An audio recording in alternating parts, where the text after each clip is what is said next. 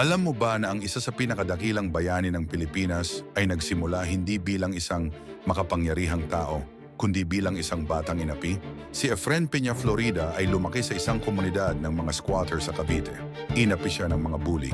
Ang mga gang ang tanging kinabukasan na nakikita ng marami sa kanyang paligid. Sa ganitong sitwasyon, madali lang sanang mapuno ng galit at sumuko.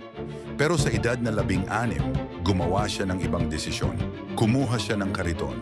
Ginawa niyang silid-aralan at nagsimula siyang magturo ng mga batang lansangan sa mga eskinita ng Cavite nang walang sahod, walang gusali, walang institusyong tumutulong sa kanya.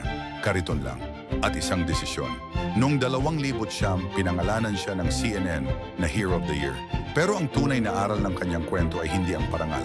Ang aral ay ito, hindi mo kailangang maging mahalaga pa bago ka gumawa ng mabuti.